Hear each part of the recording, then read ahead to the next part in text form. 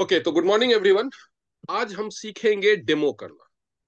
आप जैसा कि जानते हैं कि बहुत सारे प्रोडक्ट्स हैं हमारे, जैसे कि मैंने पीछे एक ट्रेनिंग में बताया भी था, जिनका डेमो संभव है। समस्या ये होती है कि डायरेक्ट सेलिंग कंपनीज पे हमेशा आरोप लगता है कि ये प्रोडक्ट्स महंगा प्रोडक्ट्स बेचते हैं। ऑब्वियस सी बात है कि उसका काउंटर आप सिर्फ एक ही चीज बोल करके करते हैं कि मार्केट में मिलने वाले प्रोडक्ट से हमारे प्रोडक्ट बेहतर होते हैं, राइट। लेकिन ये बेहतर होते हैं खाली मुंह से कहना काफी है क्या?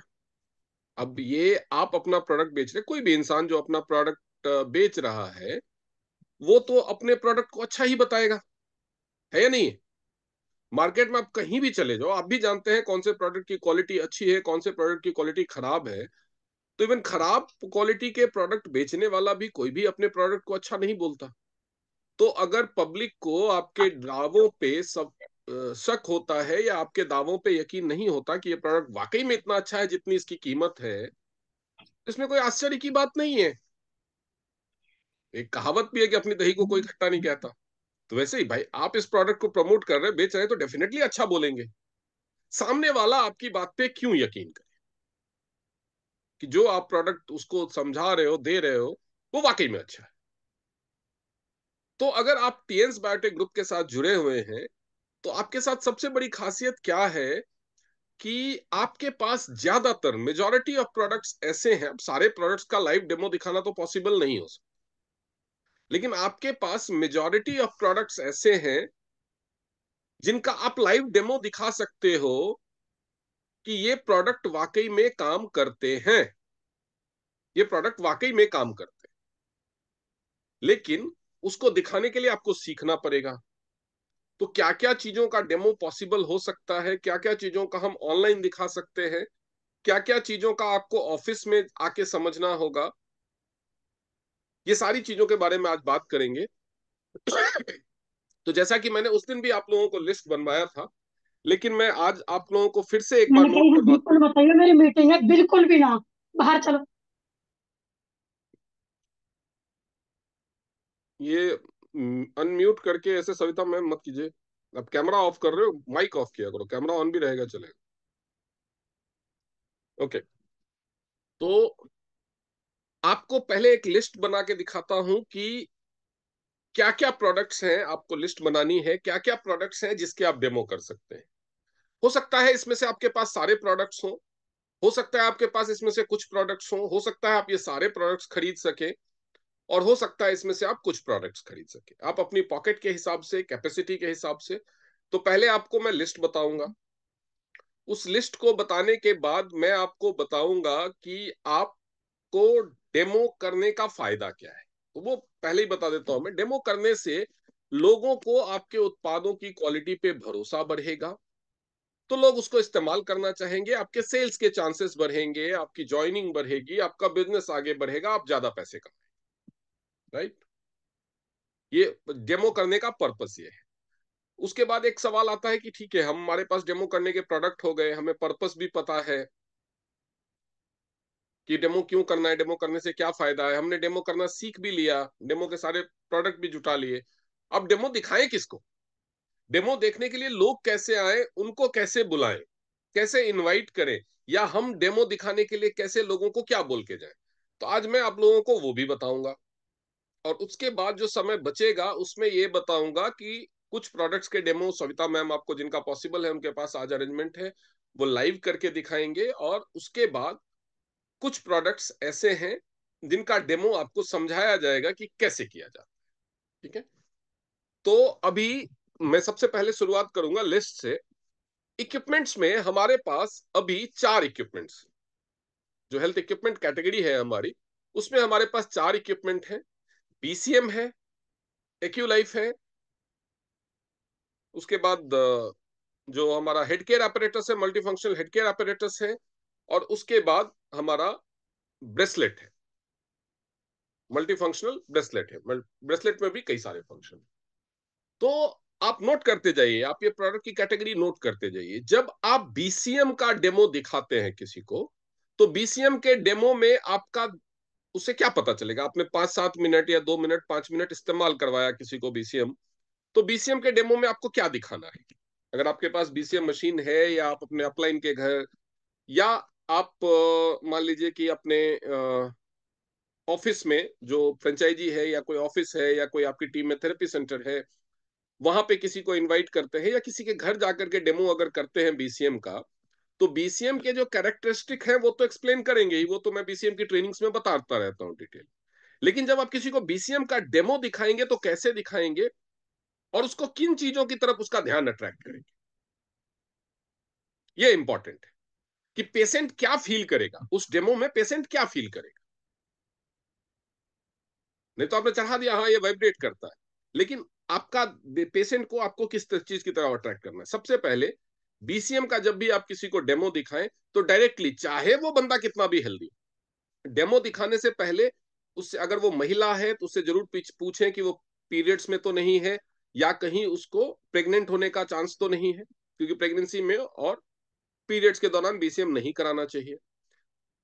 उसके अलावा बाकी सभी लोगों को आपको ये पूछना है कि उनको कोई हेमोरेजिक टेंडेंसी तो नहीं है, उनकी किडनी की डायलिसिस तो नहीं चल रही, क्योंकि डायलिसिस में जो ज्वाइन किया जाता है वेन्स को, उसमें उसके खुलने का खतरा हो सकता है ब्लड का फ्लो का स्पीड बढ़ने से।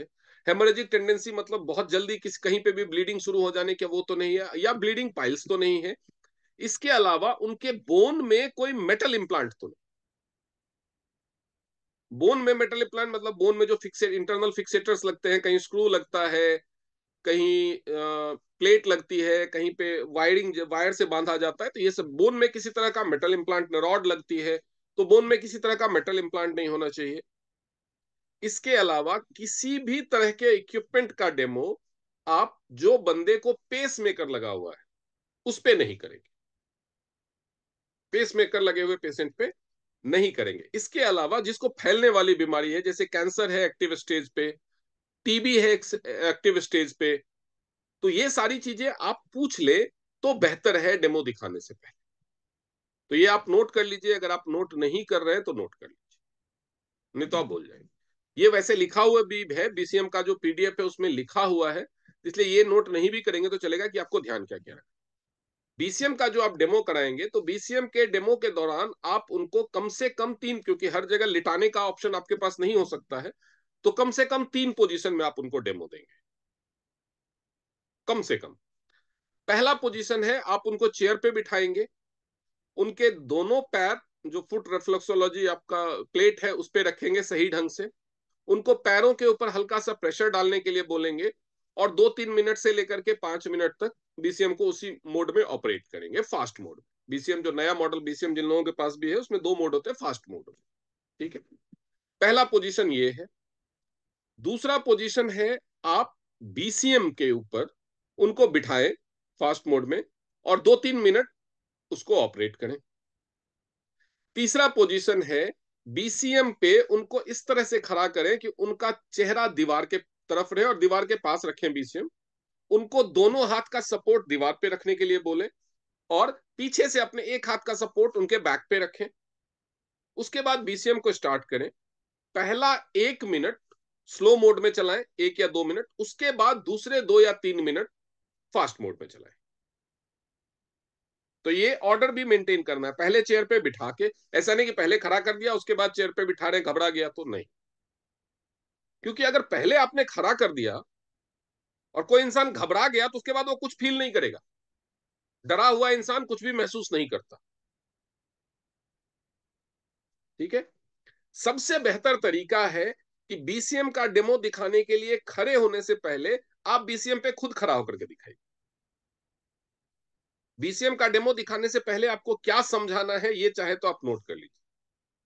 आप उनको बोलिए कि ये बहुत ही हाई फ्रीक्वेंसी वाइब्रेशन देता है, आप इसको पहली बार इस्तेमाल कर रहे हैं तो आपको डर लगेगा, आपको लगेगा कि मैं गिर जाऊंगा, तो यह चिंता मत कीजिए, ये मशीन गिराती नहीं, ये मैं आपको दिखा रहा हूं।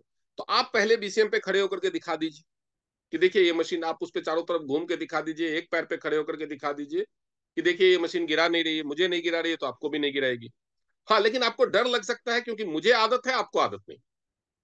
दूसरी चीज, ये मशीन ऐसे लगता है खड़े होने के बाद कि पीछे की तरफ गिराएगी, तो आप अपने बॉडी का वेट पंजों पर ट्रांसफर करके रखिए, बॉडी को थोड़ा सा पंजों के ऊपर प्रेशर डाल के रखिए तो आपको ये फीलिंग नहीं है।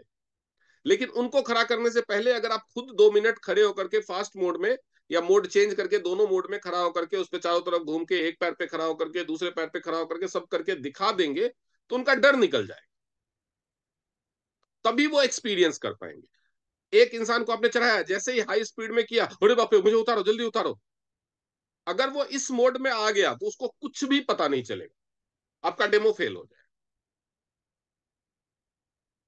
तो बीसीएम का डेमो करने से पहले आप खुद पे करके दिखाएं। बीसीएम पे खड़ा कर दिया आपने, उसके बाद उनको फील करने के लिए सवाल पूछे, यहां तक वाइब्रेशन, जब वो खड़े हैं तो उनको पूछे यहां तक वाइब्रेशन महसूस हो रहा है, उनको पूछे पैरों में स्टिफनेस महसूस हो रही है, जैसे पैरों की मसल्स टाइट हो रही हो। उनको पूछिए कि आपके पैरों में खुजली जैसी या गर्मी जैसी महसूस हो रही है, अगर नहीं हो रही है तो थोड़ी देर बाद होगी, 2-3 मिनट बाद होगी। उससे क्या पता चलता है, यहां तक आपको ब्लड खून चलता हुआ महसूस हो रहा है, मतलब ये पूरे शरीर में ब्लड को सर्कुलेट कर रहा है। यानी ये जो क्लींजिंग वाला इफेक्ट है, खून को पूरे शरीर में घुमाएगा, तो क्लींजिंग वाला जो इफेक्ट है, खून की सफाई करने वाला जो पंचकर्मा का सिद्धांत है हमारे आयुर्वेद का, उसका पालन कर रहा है। आपके शरीर पे ये पूरे शरीर में काम कर रहा है। आप पैर के बल खड़े हैं, आपके सिर तक वो असर जा रहा है। मसल्स में टाइटनेस महसूस हो रही है, पैरों के मसल्स में खिंचाव महसूस हो रहा है, मतलब जो आयुर्वेद का षट कर्म है जिससे मांसपेशियां और हड्डियां मजबूत होती है, वो वाला इफेक्ट ये आपके ऊपर क्रिएट कर रहा है। और थोड़ी देर बाद जब इचिंग और खुजली महसूस हो रही है, इसका मतलब ये आपके बॉडी के सेल्स को एनर्जाइज कर रहा है। यानी रिफ्लेक्सोलॉजी, एक्यूप्रेशर और मैग्नेटिक वेव थेरेपी का जो सिद्धांत है वो भी आपके ऊपर काम कर रहा है। आपके बॉडी के सेल्स को एनर्जाइज कर रहा है, इसलिए वो ज्यादा हीट प्रोड्यूस कर रहे हैं। एनर्जी का एक्सचेंज तो हीट प्रोड्यूस करेगा। इसकी वजह से पैरों में शुरुआती दौर में खुजली या गर्मी जैसी महसूस होती है। तो ये चीजें आप, क्योंकि बीसीएम जिन पद्धति को उपयोग करने का दावा करता है कि ये पंचकर्म, षटकर्म, रिफ्लेक्सोलॉजी और मैग्नेटिक वेव थेरेपी, ये 4 चीजें इस्तेमाल करता है, तो वो चारों चीजें उनको फील होनी चाहिए। समझ में आ गया? डेमो प्रोडक्ट करता है, लेकिन वो प्रोडक्ट का डेमो सामने वाले को कितना फील होगा, वो निर्भर करता है कि आप क्या बोल रहे हैं उस टाइम। नहीं, मुंह बना के खड़े हो गए, हाँ जी चढ़ जाओ, उतर जाओ, मजा आया, बढ़िया लगा,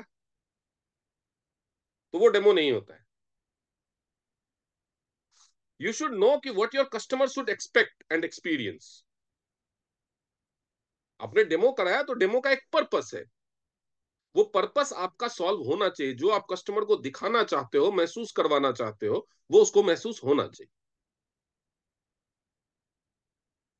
ठीक है? तो ये हो गया बीसीएम का। एक्यूलाइफ का जो डेमो है, उसके लिए तो आपको पूरी एक्यूलाइफ की ट्रेनिंग लेनी होगी, उसके बाद आप उसका डेमो कर सकते हैं। हेड केयर अपरेटस का जो डेमो है, हेड केयर अपरेटस के डेमो में, सबसे हेड केयर अपरेटस के डेमो के लिए आपके पास एक हेड केयर और एक बढ़िया कंघी होनी चाहिए, बड़ी वाली। क्योंकि महिलाओं के बाल बड़े होते हैं, तो उनके बाल उलझे हुए रहते हैं, कई बार उन्होंने चोटी या जूड़ा कुछ बनाया होता है, तो उसमें जब आप हेड केयर करेंगे तो वो जो पूरा फ्लो में मूव नहीं करेगा, तो उसके डेमो का अच्छा इफेक्ट नहीं आएगा। और कई लोग सोचते हैं अच्छा कोई बात नहीं, पहली बार अभी तो डेमो है, अभी ठीक से नहीं हुआ, तो जब ये यूज करेंगे तब कंघी लगा लेंगे। नहीं, जब बीके डेमो ही अच्छा नहीं होगा तो बीक वो लेगा ही नहीं। तो जो फर्स्ट इंप्रेशन होना चाहिए वो सबसे बेस्ट होना चाहिए। तो आपका अगर हेड केयर का डेमो आप कर रहे हैं तो आपके पास कंघी जरूर होनी चाहिए। अगर आप किसी के घर में जाकर के डेमो कर रहे हैं तो डेफिनेटली उनके पास कंघी होगी, और प्रेफर कीजिए, क्योंकि लोग बालों में दूसरे के यूज की हुई कंघी नहीं इस्तेमाल करते हैं। तो हेड केयर और कंघी के साथ साथ एक ब्रश भी रखिए, जो इक्विपमेंट्स को क्लीन करने वाला ब्रश आता है वो, ये 3 चीजें जरूर रखिए। आपका हेड केयर पहले से साफ हो सकता है, कंघी पहले से साफ हो सकता है, लेकिन उनके सामने कंघी को वॉश मशीन में वॉश कीजिए, कपड़े से पोछिए, और उसके ऊपर सैनिटाइजर स्प्रे कीजिए। एक सैनिटाइजर स्प्रे की भी बॉटल रखिए। आपका डेमो किट जितना अच्छा, आप किसी पार्लर में जाते हैं, यहाँ पे चूहा दौड़ रहा है, या किसी रेस्टोरेंट में जाते हैं खाना खाने, आप जिस टेबल पे बैठ के खा रहे हैं उसी के कोने में पोछा रखा हुआ है, तो आपको कैसा लगेगा? कितना भी अच्छा खाना हो, आप दूसरी बार जाना पसंद करेंगे? तो बहुत जो इंप्रेशन कई बार अपने आप नहीं होता, कई बार क्रिएट करना पड़ता है। हाइजीन, आप किस तरह से बात करते हैं, किस तरह से बिहेव करते हैं, एवरीथिंग इज इंपॉर्टेंट। तो हेड केयर के डेमो के लिए आपके पास हेड केयर क्लीन करने वाला ब्रश एंड क्लोथ, उसके अलावा एक कंघी और सैनिटाइजर स्प्रे की बोतल होनी चाहिए। तो उनके सामने कंघी को क्लीन किया, अगर उनके आप घर पे हैं तो आप उनको बोलिए आप अपना कंघी लेके आ जाओ, कोई समस्या ही नहीं है। नहीं तो उनके सामने कंघी, या उन्हीं को बोलिए ये कंघी वॉश करके ले आइए, वो वॉश करके ले आएंगे, वहां पे सैनिटाइजर स्प्रे कीजिए, अपने हेड केयर पे सैनिटाइजर स्प्रे कीजिए, क्योंकि ये आपके लिए भी इंपॉर्टेंट है। ज्यादातर डिस्ट्रीब्यूटर एक ही हेड केयर ऑपरेटर्स रखते हैं, खुद भी इस्तेमाल करते हैं और दूसरों को भी डेमो करते हैं। पता चला किसी के सिर में कोई, स्कैल्प में कोई सोराइसिस है या कुछ है जो ज्यादा उसको पता नहीं, वहां पे आपने यूज किया, उसके बाद अपने भी सर पे यूज कर लिया, हो गया कांड। तो सैनिटाइजर स्प्रे डेमो करने के पहले और डेमो करने के बाद उसको स्प्रे करके ही रखिए। 100% अल्कोहल बेस्ड सैनिटाइजर होना चाहिए, पानी वाला होगा तो आपकी मशीन को खराब करेगा। तो कंजूसी कहीं मत करना प्लीज, कंजूसी करोगे तो बड़े नुकसान में फंसोगे। अगर उस अल्कोहल, उसमें अल्कोहल या ये, आप पेट्रोल रख सकते हैं, पेट्रोल स्प्रे कर लीजिए, कोई दिक्कत नहीं है। लेकिन 100% अल्कोहल वाला जो होता है सैनिटाइजर, वो सबसे अच्छा है। अगर आपने उसमें घटिया क्वालिटी का खरीदा, 70% और 30% पानी है, वो पानी आपके हेड केयर ऑपरेटर्स के अंदर जाएगा, उसको, उसके सर्किट को, वीआईसी सर्किट को खराब कर सकता है। वीआईसी सर्किट खराब हुआ तो वाइब्रेशन आता रहेगा, लाइट जलती रहेगी, आपका हेड केयर का जो रिजल्ट है वो नहीं आएगा। तो ये आपके पास है, ये सारा तामझाम कर लेने के बाद आप कंघी करके उनके बालों के जो उलझे हुए नहीं होने चाहिए, ताकि हेड केयर उसमें स्मूथली ट्रैवल कर सके। हेड केयर अपरेटस मेरे बैग में होगा, मैं निकाल करके दिखा। ये देखिए, ये है हमारा multi functional head care apparatus. इस तरह का पजामा होता है इसका, पाउच, इसमें ये रहता है। तो इसको निकालना है, और जो इसकी साफ सफाई, ये मैं सिंगल यूज के लिए करता हूँ, जो इसकी साफ सफाई है वो करने के बाद, अब देखिए इसमें बैटरी लगी हुई रहती है, तो जो यूज करते हैं, मैं यूजेस नहीं सिखा रहा हूँ अभी, इसका डेमो कैसे करना है। ये इसका इस्तेमाल जो होता है, सबसे पहले सेंटर ऑफ द हेड में रखना है, फोरहेड पे जहां से बाल शुरू होते हैं वहां पे, और इसको बिना उठाए इसी स्पीड में पीछे नेक तक, नेक की स्किन जहां शुरू होती है वहां तक लेके जाना। एक बार सेंटर में पहला, ये दूसरी लाइन, और ये तीसरी लाइन, ये चौथी लाइन, और ये पांचवी लाइन। ये 5 लाइनें सिर पे बनानी, 5 रेखाएं, 5 मेरिडियन होते हैं। 1, 2, 3, 4 एंड 5, यानी सेंटर, उसके लेफ्ट में 2, उसके राइट में 2, ये 5 लाइन। शुरुआत सेंटर से होगी। और ये नहीं, कई लोग क्या करते हैं, शुरुआत यहां से करते हैं और ले यहां जाते हैं, मतलब तीनों लाइन को एक साथ। तो ये स्ट्रेट रखना है, यहां से शुरुआत किया, ये पीछे भी गर्दन में एकदम सेंटर में जाएगा। आपने सेंटर ऑफ द हेड से शुरू किया है, तो पीछे भी ये गर्दन में सेंटर में ही खत्म होगा। यानी शुरुआत यहां से कर रहे हैं नागपुर से, और ले जा रहे हैं कानपुर में, ऐसा नहीं करना। ये सेंटर से शुरुआत होगा और सेंटर में ही जाएगा। ऐसे करके 5 रेखाएं पूजा पीछे गर्दन तक जाएगा, जहां पे बाल खत्म होते हैं गर्दन की स्किन शुरू होती है। तो ऐसे आपको उनको करके दिखाना है, या उनको करना है तो जो पेशेंट को करना है 2-3 मिनट, वो कैसे करना है, पेशेंट को चेयर पे बिठाना है और उसके पीछे खड़े हो जाना है। पेशेंट को चेयर पे बिठाना है और उसके पीछे खड़े हो जाना है। यानी अब उसकी हाइट आपसे कम है, आप उसके पीछे स्ट्रेट खड़े हैं, और अपना लेफ्ट हैंड उसके चिन पे रखना है ऐसे। उसके चिन को सपोर्ट करना है, क्योंकि चिन को अगर आप नहीं सपोर्ट करेंगे, तो ऐसे करेंगे तो ऐसे सर उसका ऐसे होता जाएगा। उसके चिन को सपोर्ट करना है ऐसे। और फिर आप पीछे खड़े हैं, अपने राइट हैंड से उसको शुरू कीजिए। ये उसको 1-2 मिनट आप करेंगे, तो उसको पता चल जाएगा कि किस स्पीड में हाथ घुमाना है और ये किस लाइन पे रखना है। 1-2 मिनट आप करने के बाद ये उनके हाथ में पकड़ा दीजिए। अगर आप ही कर रहे हैं तो ध्यान रखिए कि आपका दूसरा हाथ उनके बॉडी में, स्किन में कहीं ना कहीं टच होना चाहिए। आप अपने लेफ्ट हैंड से उनका एक हाथ पकड़ लीजिए, गर्दन पे रख लीजिए। बेहतर है कि आप पीछे खड़े होकर के उनको, उनके चिन को सपोर्ट कीजिए। और ये हेड केयर का डेमो किसी को भी 10 मिनट कराना। हेड केयर का डेमो अगर आप बीपी के पेशेंट को कर रहे हैं, तो बेहतर है 15-20 मिनट उसको खुद करने दें, और उसके बाद बीपी चेक करें। कैसे? पहला, हेड केयर करने से पहले बीपी चेक किया, फिर 10 मिनट के बाद किया, फिर 10 मिनट करने दिया, फिर 10 मिनट के बाद किया। 3 बार आपको बीपी चेक करना है। अगर वैसे किसी हेडेक या किसी जनरल हेल्थ के लिए कर रहे हैं तो उस केस में आपको हेड केयर में कहां पे फोकस रखना है उनको। हेड केयर जब सिर पे डेमो कर रहे हैं तो उसका इंटरमिटेंट वाइब्रेशन ऑन रहेगा। इंटरमिटेंट वाइब्रेशन मतलब जो रुक रुक के वाइब्रेशन होता है, वो कॉन्टिन्यूअस वाला नहीं, रुक रुक के वाइब्रेशन ऑन रहेगा। तो जब आप इंटरमिटेंट वाइब्रेशन में करते हैं तो उनको 3 चीजें महसूस होनी चाहिए। पहला, तो उनका सिर और गर्दन हल्का हुआ है, उनकी आंखें अब प्रॉपरली ज्यादा खुलने लगी हैं, आंखों में भारीपन कम हुआ है, और उनको लाइट हेड फील हो रहा है, सर हल्का महसूस हो रहा है, सर भारी नहीं महसूस। ये 3 चीजें महसूस होनी चाहिए। अगर बीपी है तो बीपी में चेंज आएगा, बीपी ड्रॉप होगा। अगर बढ़ा हुआ है तो बीपी ड्रॉप होगा। पूरा पहले दिन में 15-20 मिनट करेंगे आप, तो उसी में ऐसा नहीं है कि किसी का 160 पे था तो 120 पे आ जाएगा, नॉर्मल हो जाएगा, ऐसा नहीं होगा। अब जादू या चमत्कार एक्सपेक्ट नहीं कर सकते, लेकिन 160 पे था तो 145 पे, 148 पे आएगा। ठीक है। ये हो गया हेड केयर का डेमो। अब ब्रेसलेट का डेमो। तो ब्रेसलेट का डेमो किसी के घर में को 2 लोग हों तो वो करके दिखा सकते हैं, या मैं सिर्फ एक्सप्लेन कर दूं कि कैसे करना है ब्रेसलेट का डेमो? क्या कोई 2 लोग हैं जो ब्रेसलेट का डेमो अपने घर पे करके दिखा सकते हैं? नहीं तो ब्रेसलेट का डेमो का वीडियो है, नहीं तो मैं 1-2 दिन में ऑफिस में एक वीडियो बनाऊंगा जिसमें सारा कुछ बोलूंगा, क्योंकि ब्रेसलेट का डेमो करके दिखाने का मजा है।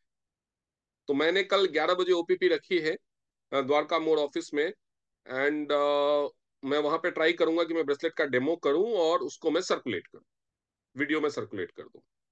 ठीक है। अब हम आते हैं जो बाकी प्रोडक्ट्स हैं, पर्सनल केयर और होम केयर में हम किन किन चीजों का डेमो कर सकते हैं। तो personal care and home care में डेमो पॉसिबल है सैनिटरी पैड का, जो हमारा सैनिटरी पैड है उसका डेमो पॉसिबल है, टूथपेस्ट का डेमो पॉसिबल है, हैंड वॉश का डेमो पॉसिबल है, डिश वॉश का डेमो पॉसिबल है, सोप का जो हमारे पास जो 6 वाला सोप आता है स्पा केयर रेंज, उसका डेमो पॉसिबल है।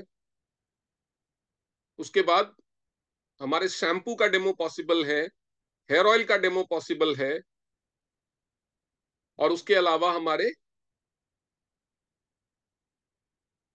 क्या नाम है, क्रीम का और फेस वॉश का डेमो पॉसिबल।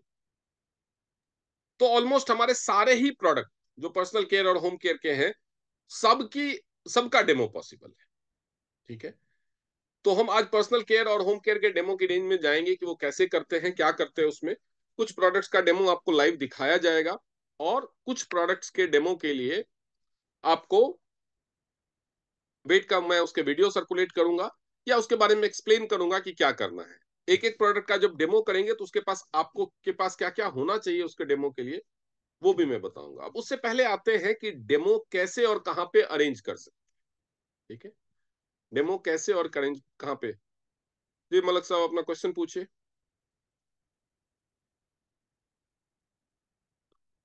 मलिक जी आपने हैंड रेज किया गुड है तो। Evening sir. हाँ जी बोलिए। हाँ, गुड इवनिंग सर। हाँ बोलिए बोलिए, सवाल पूछिए अपना। वॉइस मेरे वॉइस आवाज बराबर आ रही नहीं, वॉइस ब्रेक हो रही है आपकी। है? आप ठीक है सेशन सर, के लास्ट में जो मैं भी पूछता डाउट है हूँ। सेशन के लास्ट में पूछ लेना, जो भी डाउट है सेशन के लास्ट में पूछ लेना, वॉइस ब्रेक हो रही है आपकी। ठीक है सर, ठीक है। तो हम करेंगे क्या? सबसे पहले डेमो कैसे अरेंज करेंगे? ये हमें किसी के को डेमो दिखाना है तो उसके लिए लोग तो चाहिए कि डेमो देखेंगे। डेमो देखेगा कौन? डेमो अरेंज कैसे करेंगे? तो डेमो अरेंज करने के लिए कई तरीके हैं। डेमो कहां पे हो सकता है?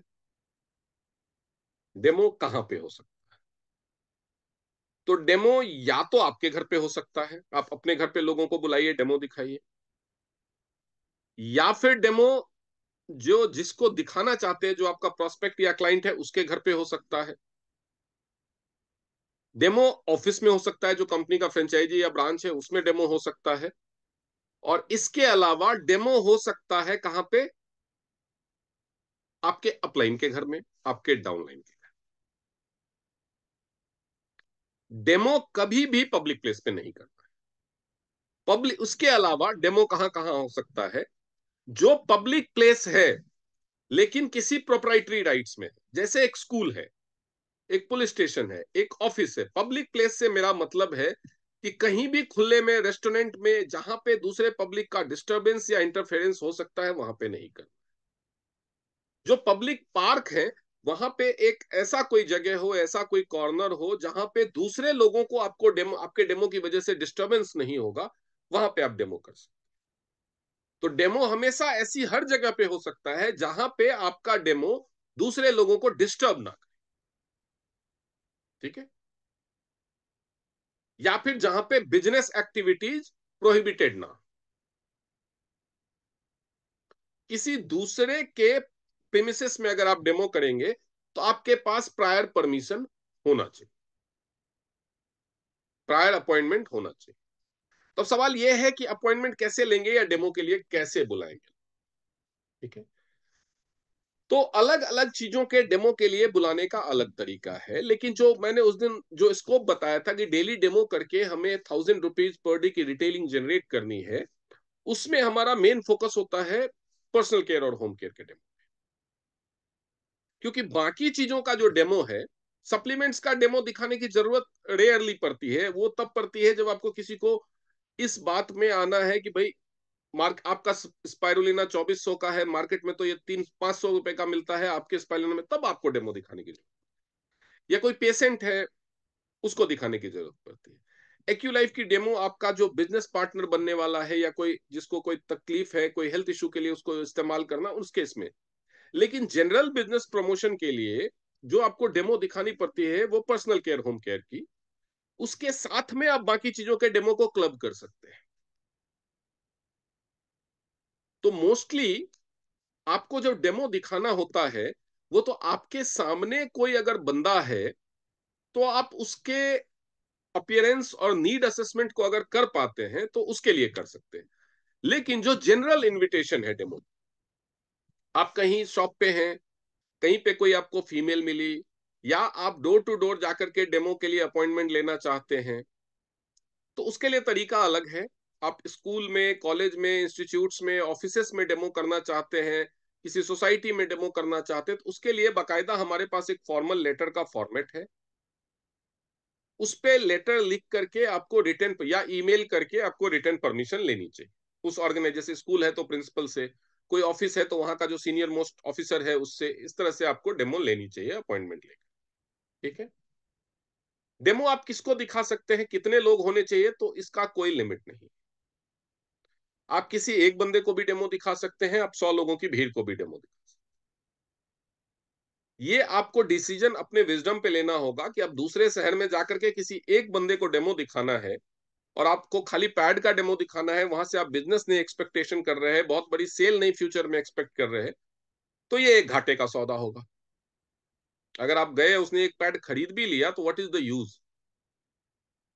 तो बिजनेस पॉइंट ऑफ व्यू से ये घाटे का सौदा होगा। हाँ, लेकिन वही अगर आपका बिजनेस प्रोस्पेक्ट है, आप उसको बिजनेस प्लान बताने जा रहे हैं, तब ये घाटा नहीं है। तब आपको दूसरे शहर भी जाना पड़ रहा है और एक बंदे को बिजनेस प्लान दिखा के आना पड़ रहा है, उसमें घाटा नहीं है, क्योंकि बिजनेस प्लान में अगर वो ज्वाइन करता है तो वो लाइफ टाइम आपको बहुत बड़ा बिजनेस देगा। लेकिन प्रोडक्ट के लिए, एक पर्सनल केयर, होम केयर के डेमो के लिए दूसरे शहर जाकर के एक बंदे को डेमो दिखा करके आना, इट्स नॉट वर्थ। हाँ, लेकिन वहीं पे किसी कॉलेज में जाकर के 150-200 बच्चों को डेमो दिखाना, देन इट्स वर्थ। तो ये सारी चीजें आपको उसके हिसाब से डिसाइड करनी है। लेकिन नॉर्मली जो वॉक इन में, या जैसे आपके कांटेक्ट में कोई फीमेल है, किसी भी वजह से कांटेक्ट में आई, आप कहीं मंदिर दर्शन के लिए गए, वहां पे लाइन में है, तो सबसे पहले पहले ही दिन जब आप उसी पर्पस के लिए किसी को अप्रोच कर रहे हैं, तो हम इसको कैटेगरी वाइज डिवाइड करते हैं। कि जैसे मान लीजिए आपने डिसाइड किया कि मुझे इस मोहल्ले में जाकर के आज डोर टू डोर डेमो की अपॉइंटमेंट ले, आप गए, आपने बेल बजाया, और डोर टू डोर डेमो के अपॉइंटमेंट के लिए अगर आप जाए, तो बेहतर है कि दो लोग जाए, या तो एक महिला और पुरुष, या फिर दो महिलाएं। पुरुष अकेले ना जाएं, क्योंकि आप जाएंगे और घर में अगर केवल महिलाएं हैं तो वो आपसे बात करने में कंफर्टेबल नहीं। घर में अगर पुरुष है और आप अकेली महिला है तब तो वो मजे से बात कर लेगा, लेकिन फिर आप कंफर्टेबल नहीं हो। तो बेहतर है कि एक पुरुष और एक महिला टीम के रहे या दो महिलाएं कम से कम। तो अगर आपका अपना मोहल्ला है, अपनी सोसाइटी है, तो आप अकेले भी जा सकती हैं, कोई इशू नहीं। जान पहचान वालों के जिससे पहले से जान पहचान है वहां तो आप अकेले पुरुष हैं अकेले महिला है इतना फर्क नहीं पड़ता। लेकिन जब आप अनजान सोसाइटी में डोर टू डोर जा रहे हैं तो बेहतर है टीम के किसी को साथ रखें। वहां पे जाकर के आपको बेल बजाना है, दरवाजा खुलेगा, कोई बच्चा, कोई बूढ़ा, कोई जवान, महिला, पुरुष, कोई दरवाजा खोलेगा, आपको वहां पे इंट्रोडक्शन देना है। और जरूरी है जब भी आप डेमो के लिए अपॉइंटमेंट लेने के लिए जाएं तो आपका आईडी कार्ड आपके साथ में। आपको अपना आईडी कार्ड ऐसे दिखा करके अपना इंट्रोडक्शन देना है कि मैं टीएंस बायोटेक ग्रुप में काम करती हूँ।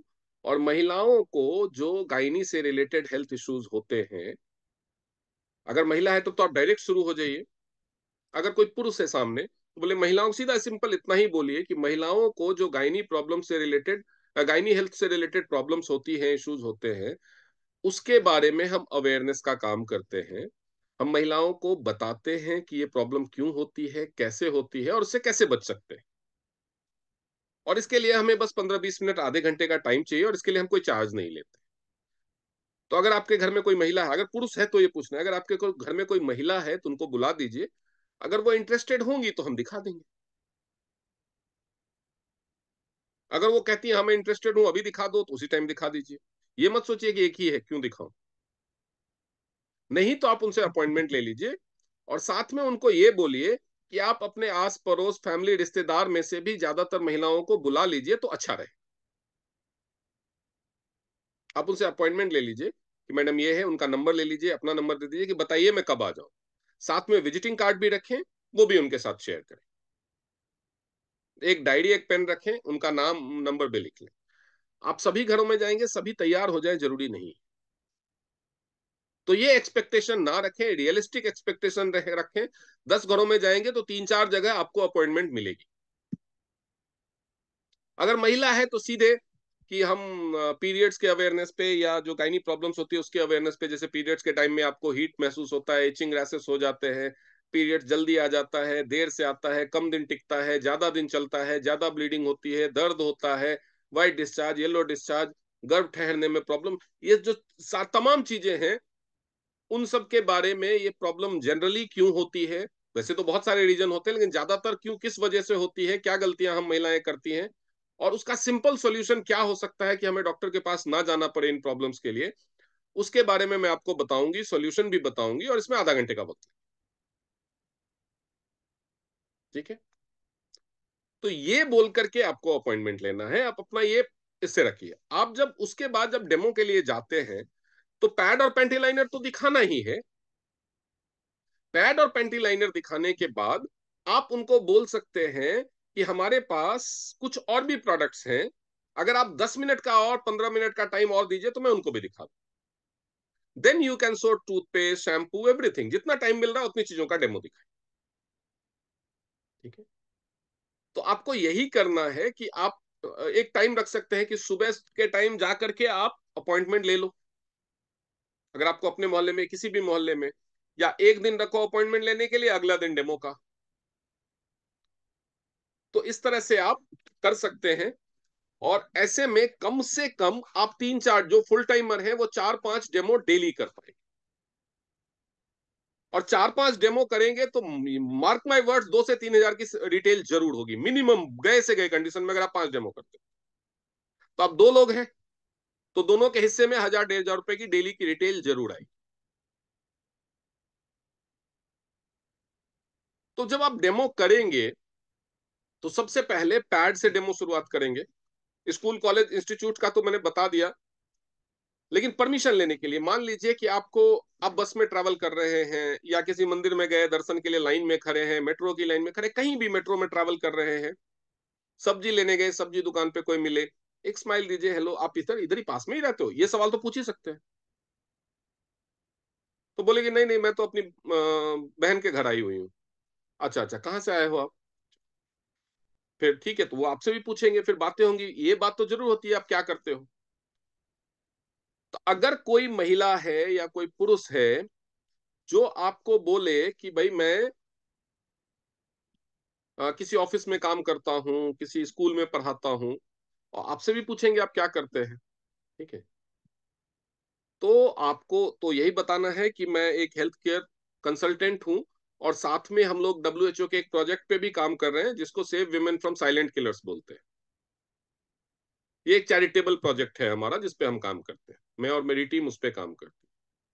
तो लोग पूछेंगे क्या है, तो इसमें हम पब्लिक गैदरिंग की जगहों पे जाते हैं और महिलाओं को जो इतनी सारी बीमारियां हो रही है उसके बारे में अवेयरनेस, उसकी वजह बताते हैं और उसका सॉल्यूशन बताते हैं। आप तो स्कूल में हो, आप भी अपने स्कूल में करवा सकते हो, ये डेमो फ्री है।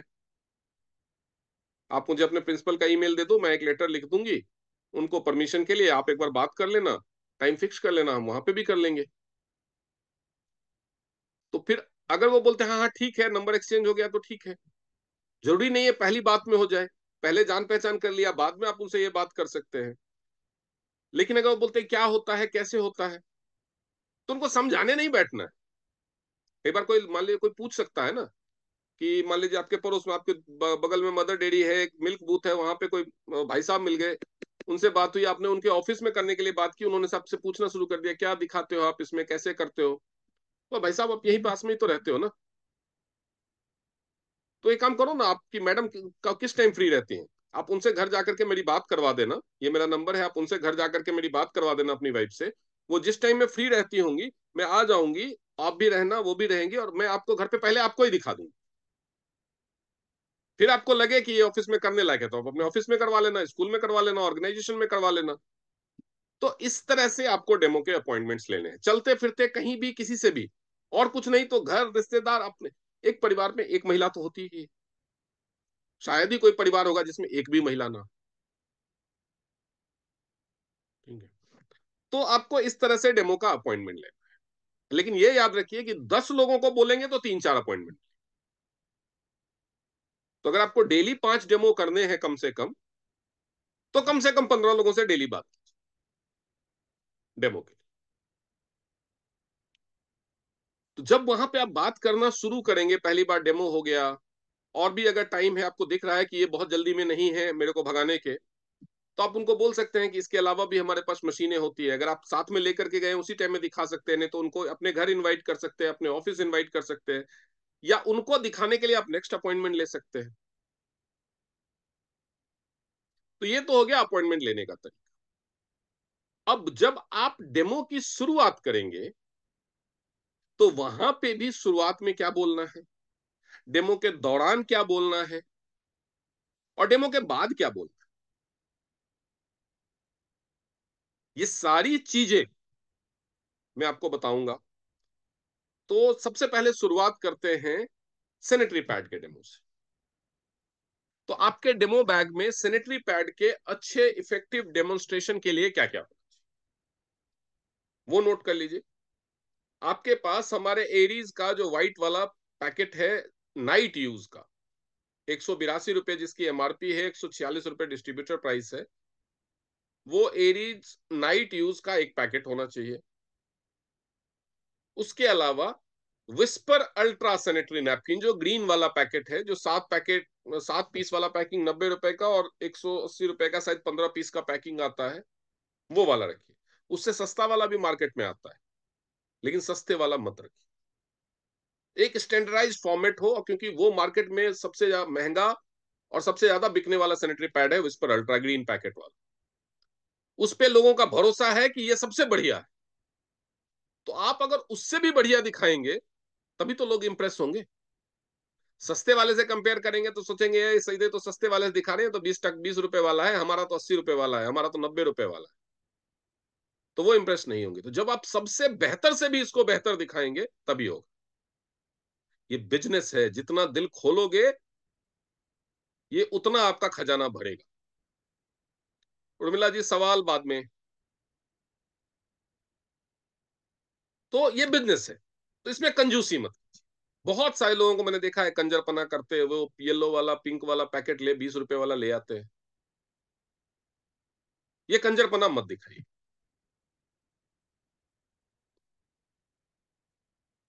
क्योंकि थोड़ा सा बचाने के चक्कर में आप अपना प्रॉफिट गंवा रहे हैं,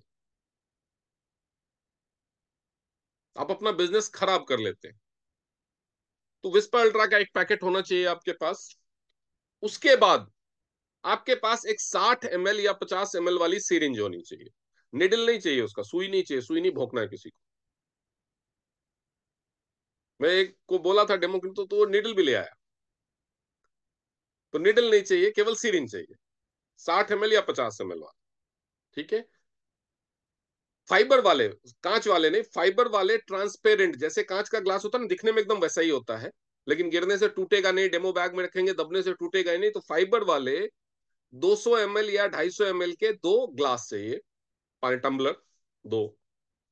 दो ट्रे चाहिए जिनकी लेंथ कम से कम 1 फीट हो और विड्थ कम से कम 6 इंच हो, या एक ट्रे, दोनों का साइज मिला दीजिए तो जितना बड़ा होना चाहिए वैसा उतना बड़ा। आपको एक ट्रे या दो ट्रे छोटे छोटे अलग अलग हो, 1 फीट लंबा कम से कम और 6 इंच चौड़ा, तो ज्यादा अच्छा रहेगा। और ट्रे अगर व्हाइट कलर का हो या किसी भी सिंगल कलर का हो तो अच्छा है। उस पे फूल पत्ती मल्टीपल कलर वाला ट्रे नहीं। ठीक है। शादी का सगन नहीं देना उस ट्रे में, आपको डेमो करना है, तो फूल पत्ती वाला ट्रे ना खरीद। ये हो गया।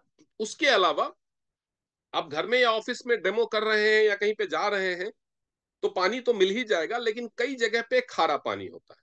खारा पानी में जो डेमो का परफॉर्मेंस है वो थोड़ा सा डाइल्यूट होता है मतलब आप 100% रिजल्ट एक्सपेक्ट नहीं कर सकते, 80% तक आएगा।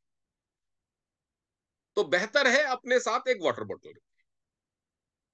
जिसमें आप अपने घर से आरओ का पानी भर के रखते हैं, तो एक डेमो के लिए भी एक वाटर बोतल रखें। नहीं भी है तो ये कोई इतना जरूरी मैंडेटरी रिक्वायरमेंट नहीं है। इसके अलावा जो सॉफ्ट टिश्यू आता है ना, जो सॉफ्ट वाला टिश्यू आता है, वो टिश्यू पेपर का एक पैकेट रखेंगे आप। ये सारा कुछ आपके पास होगा। उसके बाद आपका डेमो शुरुआत। तो डेमो की शुरुआत करने से पहले आपको कुछ भूमिका बांधनी है। तो भूमिका बांधनी है तो उसमें क्या बताना है, ये समझिए कि पीरियड्स, जिसको हमारे देश में एक टैबू माना जाता है, लिखते जाइए आप। पीरियड्स जिसको हमारे देश में एक टैबू माना जाता है, महिलाओं के लिए एक कर्स या अभिशाप के तौर पे, मुसीबत के तौर पे इसको महिलाएं देखती हैं, और पुरुषों के बीच में ये एक मजाक का विषय है।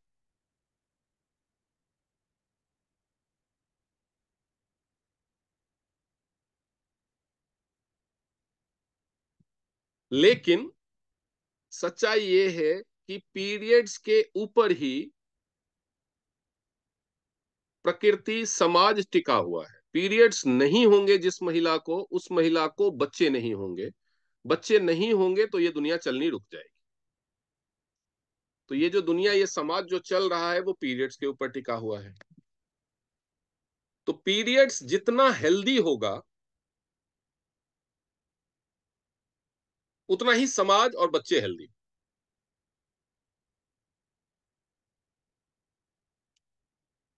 अब समस्या ये है कि गायनी समस्याएं बढ़ती जा रही। आज से 15-20 साल पहले, 25 साल पहले, 30 साल पहले महिलाओं को 4-4, 5-5, 6-6 बच्चे घर में हो जाते थे, आराम से हो जाते। लेकिन आज के डेट में ज्यादातर महिलाएं बिना डॉक्टर के पास गए हुए, बिना किसी ट्रीटमेंट के कंसीव ही नहीं कर पाती। ये सब आपको बोलना है, तो ये आपको रट्टा मारना पड़ेगा। ज्यादातर महिलाएं कंसीव ही नहीं कर पाती, आईवीएफ कराना पड़ता है। आप देखेंगे 15 साल पहले एक भी आईवीएफ सेंटर नहीं होता था, आज के डेट में हर गली में एक आईवीएफ सेंटर खुल गया। कुछ तो गलत हो रहा है, तभी महिलाओं को आईवीएफ की जरूरत पड़ रही है। हर किसी को पीरियड्स में समस्याएं आ रही है, कंसीव होने के बाद भी मिसकैरेज के केस बढ़ रहे हैं।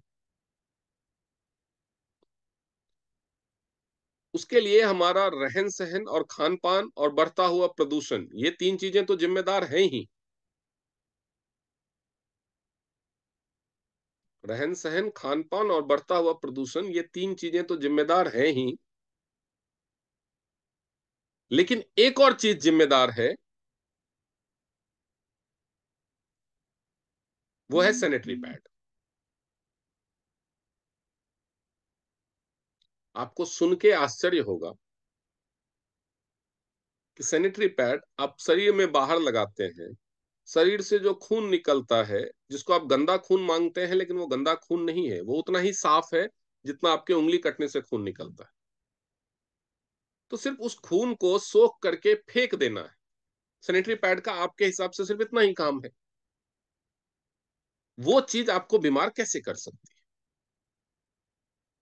तो सैनिटरी पैड सिर्फ नॉर्मल बीमारियां नहीं देती, सैनिटरी पैड से कैंसर भी होता है।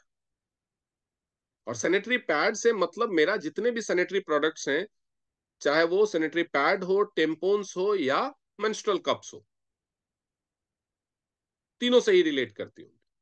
और ये तीनों आपको कैसे नुकसान पहुंचाते हैं, कैसे इनसे कैंसर भी हो सकता है, यही मैं आपको बताऊंगा।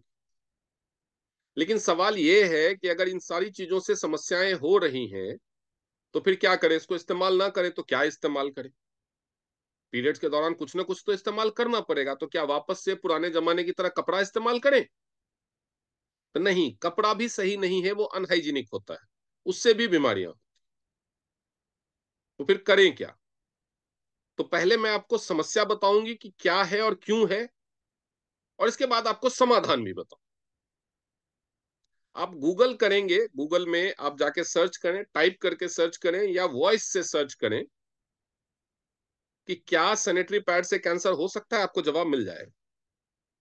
लेकिन मैं आपको एक कॉमन सेंस का सवाल पूछता हूं या पूछती हूं। आप खुद सोचना कि क्या ये सैनिटरी पैड सही हो सकता है? आप कौन सा सैनिटरी पैड इस्तेमाल, आपके सामने जो भी लोग हों उन सब से पूछिए, आप कौन सा इस्तेमाल करते हैं, आप कौन सा, आपका कितने का आता है, आपका कितने का आता है। ऑन एन एवरेज आपको पता चलेगा कि जो सैनिटरी पैड वो लोग इस्तेमाल करते हैं, उसके एक पीस की कीमत 4-5 से रुपए लेकर के 8-10 रुपए तक होती है, ऑन एन एवरेज। हद से हद 12 रुपए, यानी 3-4 रुपए से लेकर के 10-12 रुपए तक पर पीस सैनिटरी पैड की कॉस्टिंग होती है। यही होती है, सब बोलेंगे हाँ। बोलेंगे इसी में उसको बेचने वालों का प्रॉफिट भी लेना है, रिटेलर का प्रॉफिट, होलसेलर का प्रॉफिट, कंपनी का प्रॉफिट, ट्रांसपोर्टेशन कॉस्ट, सब उसी 10 रुपए में है या नहीं है? उसके बाद जो प्रचार होता है टीवी पे, इसका दिन रात प्रचार आता रहता है और जगह जगह पोस्टर, बोर्डिंग, होर्डिंग, न्यूज़पेपर में हर जगह प्रचार होता है, उसका भी खर्चा इसी 10 रुपए में है। इसमें जो पैकिंग है उसी का उसका भी खर्चा 10 रुपए में। अब आप ध्यान दो, आप बाजार में जाकर के कभी रुमाल भी खरीदते होगे, हैंडकरचीफ, लड़कियों का जो छोटा सा रुमाल होता है। अगर आप कॉटन का ढंग का रुमाल खरीदो, वो भी 20-30 रुपए से कम का नहीं मिलेगा। मिलेगा क्या? सब बोलेंगे नहीं मिलेगा। रुमाल में चलो प्रॉफिट तो होता है रिटेलर का, होलसेलर का, ट्रांसपोर्टेशन कॉस्ट भी होता होगा, वैसे वो हल्की चीज है लेकिन ट्रांसपोर्टेशन कॉस्ट भी होता होगा। लेकिन क्या रुमाल में प्रचार करता है कोई? रुमाल का प्रचार देखा है आज तक?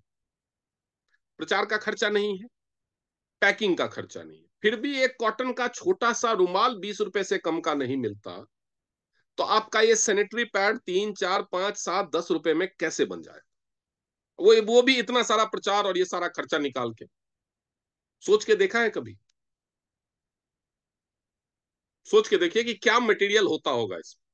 जब 20 रुपए से कम में कॉटन का रुमाल नहीं मिल सकता, तो आपको 5 रुपए, 7 रुपए, 10 रुपए में पैड कैसे मिल रहा है? सोच के देखिए कैसे चल रही है ये कंपनी। इतना सस्ता बेच के, जितने का ये पैड है उतना तो प्रचार पे खर्चा कर देते हैं। कैसे चल रही है ये कंपनी? उसकी वजह भी बताऊंगा। ये बस आपके दिमाग में ये थॉट डालना था, ताकि आपको लगे कि हाँ, कहीं ना कहीं कुछ तो गड़बड़ हो रहा है। उसके बाद अपना पैड निकालिए, उनको बताइए कि ये विस्पर अल्ट्रा है, 90 रुपए का 7 पीस का पैकेट आता है, या 150 रुपए का 15 पीस का, ये 180 रुपए का 15 पीस का पैकेट आता है। ये जो पैड है ये मैं इसलिए दिखा रही हूँ क्योंकि ये मार्केट में, इंडियन मार्केट में मिलने वाला सबसे ज्यादा बिकने वाला और सबसे महंगा पैड है। सबसे ज्यादा बिकने वाला और सबसे महंगा पैड। तो जब इसका ये हाल है, तो अगर इससे भी सस्ते वाला आप यूज करते हैं तो उसका क्या हाल होगा आप समझ, राइट। ये यस। विस्पर अल्ट्रा जो ग्रीन वाला है, ये पैकेट उठाइए, ये उनको दिखाइए। उसके बाद बोलिए कि जब ये पैड का पैकेट आप खरीद के लाते हैं तो ये यही प्लास्टिक का पैकेट आप लेके आते हैं, इसको आप काटते हैं, खोलते हैं या फाड़ देते हैं? ऑब्वियसली आप इसको फाड़ते हैं। फाड़ने के बाद इसमें से एक पैड निकाल लेते हैं। ये प्लास्टिक का पैकेट बना हुआ है, इसमें से आप एक पैड अपनी जरूरत के लिए निकाल लेते हैं। उसके बाद क्या आप इसको फोल्ड करके, टेप करके, सील करके रखते हैं? नहीं। आप इसको डायरेक्टली कहीं भी कोने में ठूस देते हैं, अलमारी में, कपड़ों के पीछे, कहीं पे भी बक्से में ठूस देते हैं। जब सारे पैड खत्म हो जाते हैं तो आप उस पैकेट को क्या करते हैं? फेंक देते हैं। प्लास्टिक का है, पर्यावरण के लिए नुकसानदेह है, प्लास्टिक मिट्टी में जाएगा, वो सड़ेगा नहीं, माइक्रो प्लास्टिक में कन्वर्ट होगा और पानी के थ्रू आपके शरीर में जाएगा और कैंसर पैदा करेगा। तो पर्यावरण को और आपके स्वास्थ्य को उसका पैकेट भी नुकसान पहुंचा रहा है। अब दूसरी चीज, आपने वो पैकेट खोल के वैसे ही छोड़ दिया, वो पैकेट उठा लीजिए सविता में,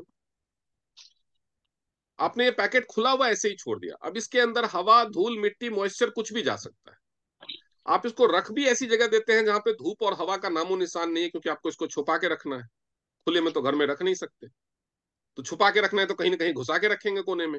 वहां पे ना तो लाइट जाती है, ना धूप जाती है, ना हवा जाती है, तो उसमें बैक्टीरिया पैदा होने के चांस है। अब आप बोलेंगे जो ये पैड है इस पे भी तो एक कवर चढ़ा हुआ है। ये कवर की कहानी देखिए, ये सिर्फ रैप किया हुआ है, लपेटा हुआ है, ये सील्ड नहीं है। ये आपको मैडम अभी खोल के दिखाएंगे, देखिए उसमें उनकी उंगली पूरी जा रही है अंदर, यानी ये सील्ड नहीं होता है। कई बार आपको जरूरत होती है तो आप पूरा इतना बड़ा पैकेट तो पर्स में नहीं कैरी करेंगे, तो आप इस पैकेट में से एक आध दो पीस निकाल के अपने पर्स में रख लेते हैं। पर्स में दुनिया जहान की गंदगी होती है, आप उसमें कई बार बच्चों के गंदे कपड़े रख लेते हैं, अपने सॉक्स निकाल के रख लेते हैं, खाना, पानी, 10 लोगों के हाथ से छुए हुए सामान, पैसे, नोट, सब कुछ रखते हैं। और महिलाओं के पर्स की एक खास बात यह है कि वो खरीदा जाता है और फेंका जाता है, धोया नहीं जाता। तो सोचिए कितना गंदा होता। उसमें आप ये पीस निकाल के रख देते हैं, ये भी खुला हुआ है, इसमें धूल, मिट्टी, मॉइस्चर, गंदगी जा सकती है, बैक्टीरिया पैदा हो सकता है। अब इसको आप खोलिए, देखिए ये खुल जाएगा आराम से। ये खुलने के बाद आप इस पे से जब पैड हटा लेंगे तो ये जो आखिरी लेयर जिसमें ये रैप किया गया था वो भी प्लास्टिक है। उस प्लास्टिक को आप क्या करेंगे? बाहर फेंक देंगे।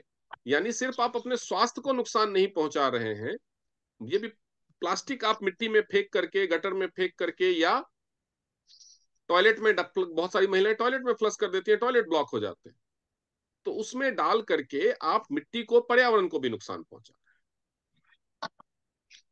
अब इस पैड को मैंने लगा दिया, आपका जो पैड को मैंने ट्रे में लगा दिया। ओके, अभी आप देख सकते हैं कि मैम ने वो पैड का लेयर, हटा करके उसको ट्रे में लगा दिया है। अब सविता मैम आपको दिखाएंगी हमारा एडीज का नाइट यूज पैड। मैम अब इस ट्रे को रख करके आप एडीज का नाइट पैड का पैकेट उठाइए। ये है हमारा टीएंस का एडीज sanitary napkin night use pad. अब आप इसके सबसे पहले हम पहले लेयर से देखते हैं, इसके पैकिंग में डिफरेंस देखिए, जो आप लोगों को बताएंगे पैकिंग का डिफरेंस। इसका पैकिंग देखिए, ये आपको काटना या फाड़ना नहीं पड़ता, ये ओपनेबल है, ये खुलेगा। इसको खोल के दिखाइए मैम, ये देखते हैं ये चिपका हुआ है, ये खुल जाता है। और ये कितना अच्छे से एयर टाइट सील है, आप देख सकते हैं। खोलने के लिए इसको जोर लगाना पड़ता है। आइए, रिकॉर्डिंग मैंने पॉज किया है क्योंकि बीच में किसी पार्टिसिपेंट ने लैंग्वेज इंग्लिश चेंज किया है। मैं अभी उसका नाम नहीं बोलना चाहता यहाँ पे, लेकिन संभल जाइए कि टीएंस की जूम मीटिंग कभी कोई रिकॉर्ड करना शुरू कर देता है, कभी कोई ये सेटिंग चेंज करता है। अगर कोई इस तरह की हरकत करेंगे तो मैं 1 सेकंड भी नहीं लगाऊंगा जिंदगी भर के लिए उनको अपने ट्रेनिंग सेंटर से आउट करने, ट्रेनिंग सिस्टम से आउट करने। तो अगर आप मेरी ट्रेनिंग में बैठे हुए हैं तो डिसिप्लिन के साथ बैठिए।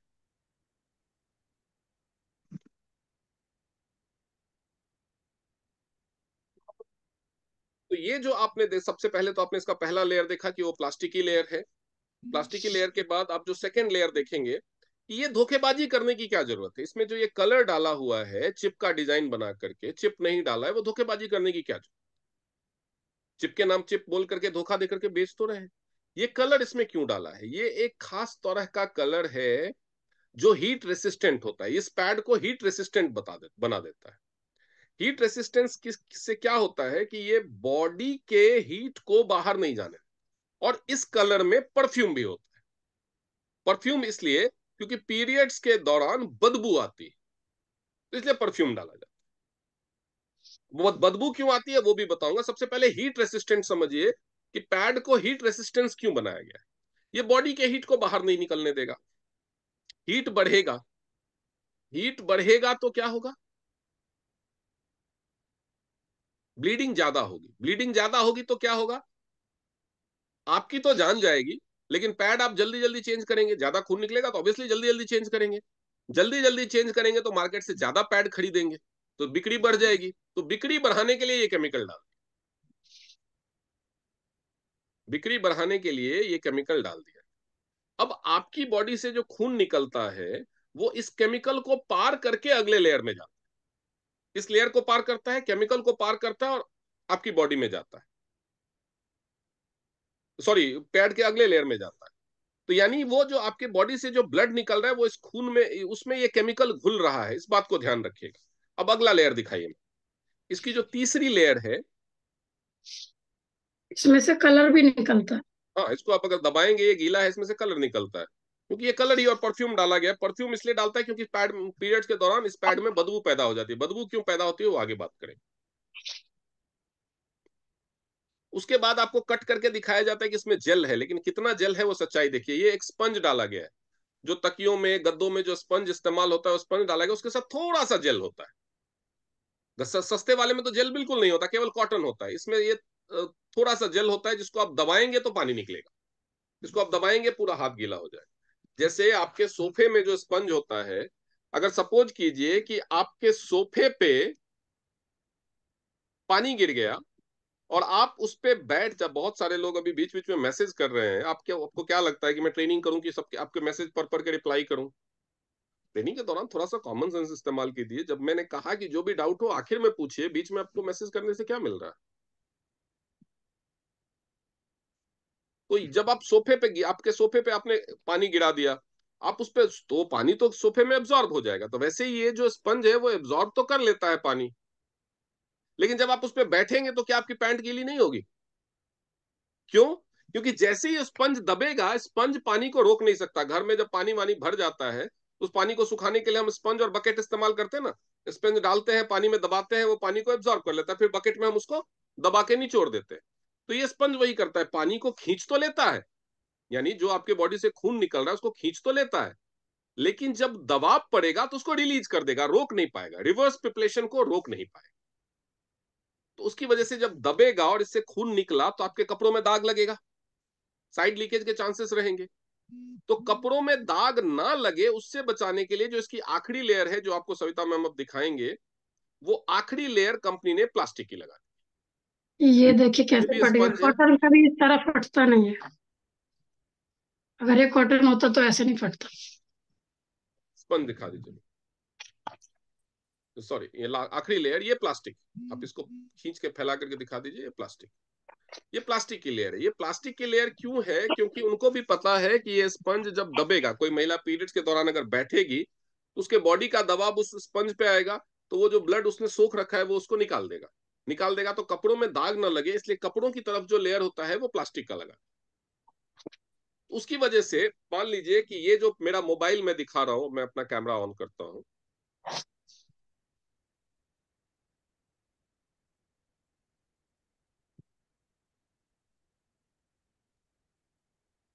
ये जो मैं मोबाइल दिखा रहा हूं, ये मोबाइल सैनिटरी पैड है। ये बाहर की जो कांच वाला एरिया है वो बाहर की तरफ का लेयर है, और ये बॉडी के अंदर का साइड है। अगर ये दबेगा तो खून अगर इस तरफ प्लास्टिक लगा दिया तो जो ब्लड है वो बाहर की तरफ यानी कपड़े की तरफ तो निकलेगा नहीं।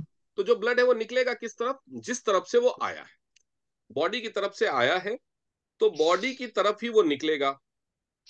जो बॉडी की तरफ से निकलेगा तो क्या होगा, ये वापस से उस केमिकल वाले लेयर को क्रॉस करेगा। जिस लेयर को क्रॉस करके वो खून स्पंज में गया था, वापस से उस केमिकल वाले लेयर को क्रॉस करेगा और आपकी बॉडी के अंदर, आपकी यूट्रस के अंदर जाएगा वही ब्लड। जो ब्लड यूट्रस से बाहर निकल गया था वो वापस से यूट्रस के अंदर जाएगा, लेकिन इस बार वो ब्लड वैसा नहीं जाएगा जैसा निकला था। इस बार वो ब्लड अपने साथ दो और मेहमान लेके जाएगा। पहला मेहमान वो केमिकल जो हीट रेसिस्टेंट वाला केमिकल है और जिसमें फ्रेग्रेंस के लिए परफ्यूम भी डाला हुआ है, वो केमिकल उसमें घुला है दो बार, एक बार जब वो आया तब और एक बार जब वो वापस जा रहा है तब। तो वो केमिकल लेकर के जाएगा और दूसरी चीज बैक्टीरिया लेकर के। अब आप बोलेंगे बैक्टीरिया कहां से आया? तो बैक्टीरिया का जो प्रजनन है वो होता है जहां पे नमी होती है, तो खून है तो नमी तो होगी ही, मॉइस्चर। जहां पे हीट होता है, बॉडी का वो एरिया ही हीट वाला है, प्लास्टिक का लेयर लगा दिया, हवा नहीं आ रही, और केमिकल डाल दिया, बॉडी का हीट स्टैग्नेशन हो रहा है, तो हीट भी होगी। तो जहां पे हीट और मॉइस्चर होता है वहां पे बैक्टीरिया नॉर्मल कंडीशन से 20 गुना ज्यादा तेजी से बढ़ता है। 20 मिनट के इस्तेमाल के बाद आपके पैड की सतह पे 1 मिलियन से ज्यादा बैक्टीरिया हो जाते हैं सिर्फ 20 मिनट में। क्यों? क्योंकि आपने प्लास्टिक वाला लेयर का पहना। आप लोगों ने एक टर्म सुना होगा, पसीने की बदबू। सुना है सबने ये टर्म? यस। पसीने की बदबू जब जैसी कोई चीज होती नहीं है, पसीने में कोई बदबू नहीं होता, पसीना केवल एक नमकीन पानी है, लेकिन पसीने में बदबू होती तो है। वो बदबू क्या चीज की होती है? जहां पे आप देखेंगे कि आप अगर पसीने में बदबू नहीं होती तो आप लोगों को लगेगा ये कैसी बात कर रहे हैं, पसीने में बदबू होती तो है। लेकिन आपके जो माथे पे पसीना आता है उसको सूंघ के देखो, चेहरे पे जो पसीना आता है उसको सूंघ के देखो, उसमें बदबू नहीं होगी। लेकिन जो जूतों में, सॉक्स में जो पसीना आता है, अंडर आर्म्स में जो पसीना आता है, उसमें काफी बदबू होती है। तो दोनों में क्या फर्क है? आपके जूते के अंदर हवा नहीं जा रही, चेहरे पे हवा आ रही है, हवा में ऑक्सीजन होती है। तो जो पसीना होता है उसमें हीट और मॉइस्चर की वजह से बैक्टीरिया पैदा होता है, वो बदबू उस बैक्टीरिया की होती है। जूतों के अंदर हवा नहीं जा रही लेकिन चेहरे पे हवा आ रही है, हवा में ऑक्सीजन होता है, ऑक्सीजन बैक्टीरिया को मारता है। आपने देखा होगा कि कोई कमरा बहुत टाइम से बंद रहता है तो उसमें बदबू हो जाती है, कहते हैं हम सीलन की बदबू है, वो बदबू हो जाती है। लेकिन जैसे ही हम उसमें, जरूरी नहीं है आप रूम फ्रेशनर स्प्रे करो, आपने खिड़की दरवाजे खोल दिए, पंखा चला दिया, तो क्या होता है? एयर सर्कुलेशन शुरू होता है। एयर सर्कुलेशन शुरू होते ही आप घर के अंदर हवा बाहर जाती है, बाहर की हवा अंदर आती है, ऑक्सीजन आता है और बदबू गायब, क्योंकि वो बैक्टीरिया मर जाता है। लेकिन इस पैड में तो हवा आ ही नहीं रही, प्लास्टिक की लेयर लगा दी है, तो बैक्टीरिया मरेगा नहीं, तो सारा बैक्टीरिया आपके शरीर के अंदर जाएगा। उस बैक्टीरिया की वजह से जो बदबू होगी उसको किल करने के लिए वो परफ्यूम डालना पड़ता है, उस केमिकल डालना पड़ता है, ताकि बदबू ज्यादा ना आए। फिर भी बदबू आती है, क्योंकि इतने ज्यादा बैक्टीरिया, आप 4 घंटे 5 घंटे अगर यूज करते हैं तो बिलियंस ट्रिलियंस ऑफ बैक्टीरिया हो जाते हैं। इतना बदबू परफ्यूम नहीं रोक सकता, वो आपके शरीर के अंदर चला जाता है, बैक्टीरिया और केमिकल दोनों। अब इससे क्या क्या होता है प्रॉब्लम? सबसे पहली बात, आपने देखा था कि पैड आपका गीला रहता है, तो गीलेपन की वजह से इरिटेशन। पूरे दिन अगर आपको गीला कपड़ा, वो भी प्लास्टिक का, पहना के रखा जाए तो क्या हाल होगा? सबसे पहले आपने ये चीज देखी, तो गीलेपन की वजह से इरिटेशन। दूसरी प्रॉब्लम क्या होती है? आपने फील करके देखा कि वो प्लास्टिक का है और रुखरा है, उसकी वजह से रैसेज, इचिंग वगैरह होती है, बदबू होती है क्योंकि इसमें बैक्टीरिया पैदा होता है, हवा नहीं आने जाने की वजह से गर्मी लगती है, और वो केमिकल जो ब्लड है वो रोक नहीं पाता, तो वो वापस शरीर में जाता है, तो केमिकल और परफ्यूम ये सब बैक्टीरिया को लेकर के जाता है, उसकी वजह से बीमारियां। तो अब ये इसके अलावा आप सोचिए, कुछ चीजें आपको खुद सोचनी चाहिए। आप हाथ में कट जाने पे बैंडेड वगैरह लगाते हैं, वो बैंडेड आप 3 या 4 घंटे लगाते हैं, तो आपको जहां पे वो बैंडेड लगाया हो ना, वो स्किन एकदम सफेद हो जाती है, ऐसे जैसे बॉईल कर दिया हो स्किन का। तो सोचिए ये पैड आप 3 4 दिन तक लगातार लगा के रखते हैं, तो जो बैंडेड हवा नहीं जाने की वजह से वहां की स्किन को 3 4 घंटे में उबला हुआ कर देता है, वो व्हाइट कर देता है, 3 4 दिन तक आप पैड लगा के रखते हैं, आपके यूट्रस का, सर्विक्स का क्या हाल होता? वो अंदर है, वो बॉडी के अंदर है वो ऑर्गन, तो वो आपको दिखते नहीं है, लेकिन क्या हाल होता होगा? इतनी हीट स्टैग्नेशन होती है, क्योंकि आपने प्लास्टिक से लपेट रखा है अपने प्राइवेट पार्ट, और जो खून बाहर निकल रहा है वो बैक्टीरिया के साथ मिलकर के आप ही के शरीर के अंदर जा रहा है। सोचिए आप कैसा पैड इस्तेमाल कर, ये आपके प्रोस्पेक्ट को एहसास दिलाना है। उसके बाद आप देखिए कि हमने इसका क्या सॉल्यूशन बनाया है। अब सविता मैम आपको दिखाएंगे जो टीएन्स का सैनिटरी पैड है, ऐसे ही सिमिलर वे में इसका डाइसेक्शन करेंगे। ये देखिए, ये टीएन्स का सैनिटरी पैड है, कंप्लीटली ड्राई हो चुका है। एक बार उनको फिर से हैंड फील लेने के लिए बोलिए। अब इसके ऐसे ही लेयर्स निकालेंगे, इसमें टोटल 8 लेयर है। एक एक करके सविता मैम लेयर्स निकालेंगे। इसका जो पहला लेयर है वो नॉन वोबन कॉटन का बना हुआ है, और सारे से सारे लेयर ऑर्गेनिक हैं। कोई भी आर्टिफिशियल या कोई भी सिंथेटिक प्लास्टिक का लेयर इसमें इस्तेमाल नहीं किया गया है। तो ये पहला लेयर निकाल रहे सविता मैम, आपको दिखाएंगे। आपको ऐसे ही पहला लेयर निकालना है, सावधानी से, आराम से, हड़बड़ी नहीं करनी।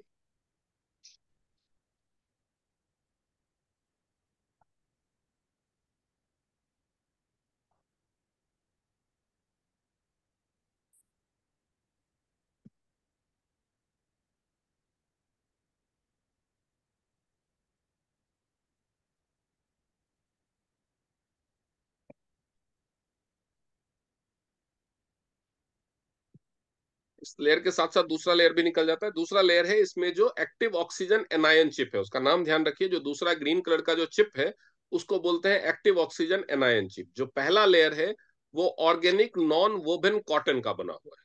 नॉन वोबन कॉटन आपको वो सब मैम फाड़ के दिखाएंगे, वो आराम से पड़ता है। आपका जो क्लाइंट है वो देखते ही इसको समझ जाएगा कि वो कॉटन है, इसमें डाउट रखने की, वो कॉटन है ही, तो उसको दिखने से, फील करने से आप उसके बॉडी पे लगा करके देख सकते हो, उसको सारा फीलिंग आएगा। तो उसको उसको छूने के लिए भी देना है, अपने हाथ पे रब करने के लिए भी बोलना है, वो फील कर ले।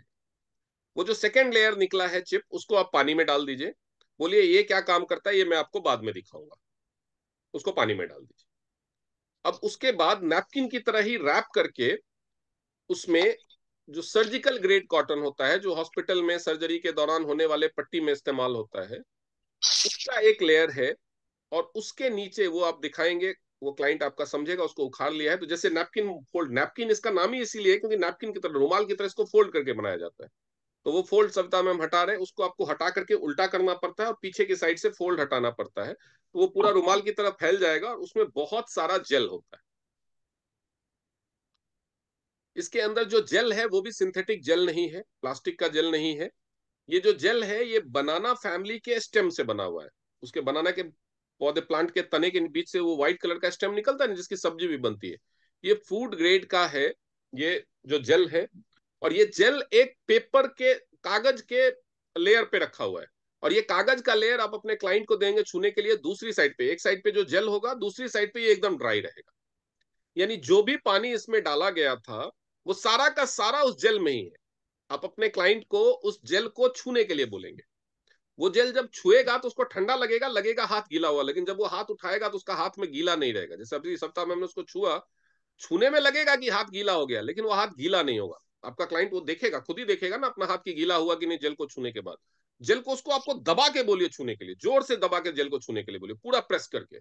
वो कितना भी प्रेस करेगा, वो हाथ में मुट्ठी में लेकर के जेल को मसल डाले, चुटकियों में लेकर के मसल डाले, पानी उससे बिल्कुल नहीं निकलेगा, उसके हाथ में पानी नहीं लगेगा। यानी जेल कंप्लीटली उस पानी को लॉक कर देता, यानी रिवर्स प्रिपरेशन का या साइड लीकेज का कोई चांस ही नहीं होता। ये आपके क्लाइंट को रियलाइज, ठीक है। वो सारा का सारा जेल अब आपको दूसरे ग्लास में जो पानी बचा हुआ है उसमें डाल देना है। दूसरे ये ग्लास हमने में इसका 60 ml ले पहले, अभी लिया है नहीं, पहले इसका। पानी में डाल दीजिए, पानी में डाल दीजिए, पानी में डाल दीजिए। आधा ग्लास पानी होगा दूसरे ग्लास में अभी भी, वो आपको पानी में हम न देखिए, जैसे ये इसमें ग्लास है डाल। हाँ डाल दीजिए। इसमें आधे ग्लास से थोड़ा कम पानी है, थोड़ा डाल देंगे पानी और भी चलेगा। इसमें पहले जेल डाल दीजिए, फिर पानी डाल दीजिए, उसमें वो सारा का सारा जेल डाल दीजिए। इसकी एब्जॉर्प्शन कैपेसिटी हम आपको दिखा रहे हैं कितनी ज्यादा। ये ऐसे ही आपको दिखाना है क्लाइंट को। इसमें आपने सारा का सारा जेल डाल दिया, उसके बाद थोड़ा और पानी डाल दीजिए।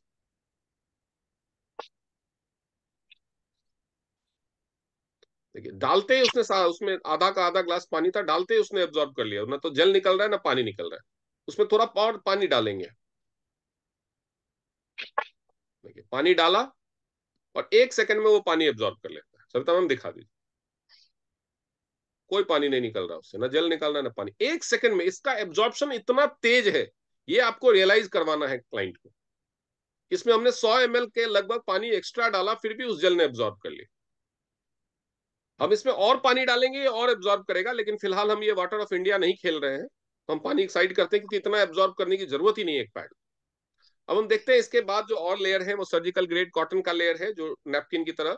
पूरा फोल्ड किया हुआ था, वो आपको मैम दिखाएंगे सारा कैसे कॉटन का लेयर निकल रहा है, वो आपका क्लाइंट देखेगा, छुएगा, उसको छूने को जरूर बोलिए। आप अपने प्रोस्पेक्ट को इन्वॉल्व कीजिए और इसको आप निचोड़ के दिखा दीजिए, इसमें एक बूंद भी पानी नहीं, ये दूसरे साइड से कंप्लीटली ड्राई होगा।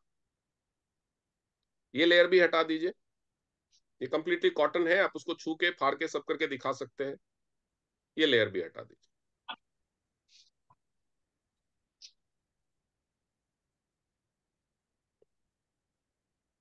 इसके बाद इसमें पेपर कॉटन का एक और लेयर होगा।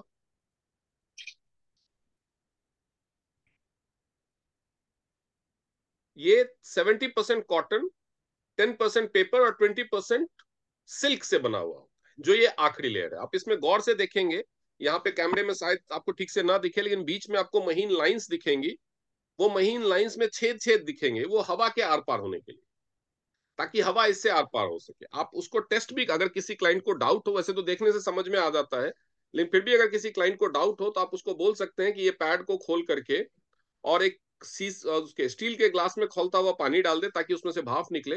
कांच के ग्लास में खौलता हुआ पानी डालेगा, टूट जाएगा। और उसके ऊपर ये पैड से उस ग्लास को पूरी तरह कवर कर दे और उल्टा करके उस पे शीशे का ग्लास डाल दे, उसमें आपको भाप आती हुई दिखेगी, यानी इससे हवा, भाप आर पार हो सकती है, तो हवा भी आर पार होगी। अब इसको सविता मैम फाड़ के दिखाएंगे कि ये भी प्लास्टिक नहीं है, ये आराम से फट जाए। This is 70% cotton, 10% paper and 20% silk. ये 20% सिल्क और 10% पेपर इसलिए मिलाया गया है ताकि वो अपना शेप को सीधा रिटेन कर सके। कॉटन होगा तो फोल्ड हो जाएगा, सॉफ्ट होगा। ये तो सारा लेयर हो गया।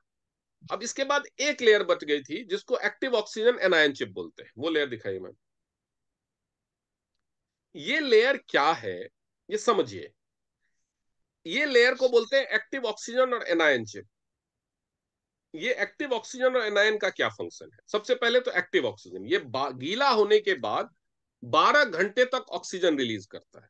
इसकी जरूरत क्यों है? आपका पैड जो है उसमें हवा आर पार हो रही है, उसमें कोई भी प्लास्टिक का लेयर नहीं है, तो फिर एक्टिव ऑक्सीजन की जरूरत क्यों है? जरूरत है, समझिए। आप जब पंखे के नीचे सोए रहते हैं, आपके मुंह पे हवा लग रही होती है, आप चादर से ढक लेते हैं, हवा आनी बंद हो जाती है, बंद हो जाती है। तो जब चादर की एक लेयर हवा को रोक सकती है, तो आपके पैड में 8 लेयर है।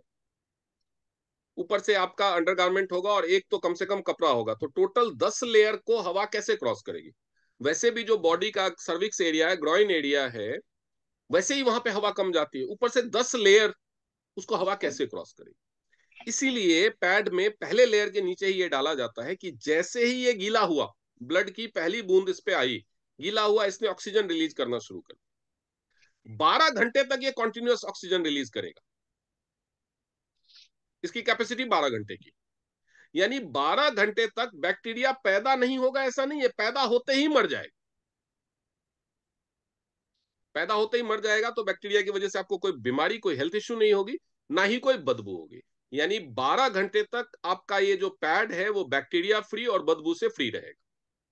यानी आपको पीरियड्स की दो समस्याएं, बैक्टीरिया की होने वजह से होने वाले इन्फेक्शन और बदबू, दोनों से छुटकारा मिलता है इस एक्टिव ऑक्सीजन की वजह से।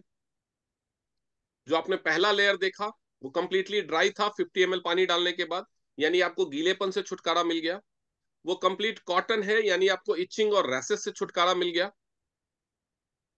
इसमें जो एब्जॉर्ब हो जाता है वो पूरी तरह लॉक हो जाता है, तो आपको साइड लीकेज से छुटकारा मिल गया। आप टेंशन फ्री होकर के पीरियड में रह सकते हैं, उठना कैसे, बैठना कैसे, कहीं दाग ना लग जाए, घबराना नहीं है।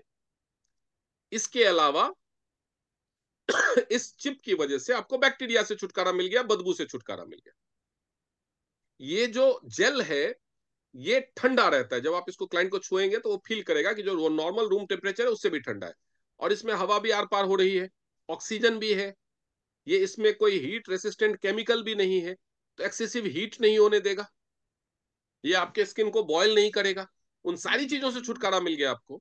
केमिकल नहीं जा रहा आपकी बॉडी में, तो कैंसर जैसी बीमारियां नहीं होंगी, क्योंकि केमिकल इसमें डाला ही नहीं गया है, कोई परफ्यूम डाला ही नहीं गया है। अब इसमें दूसरा जो कैरेक्टरिस्टिक होता है इस चिप में, वो होता है एनायन।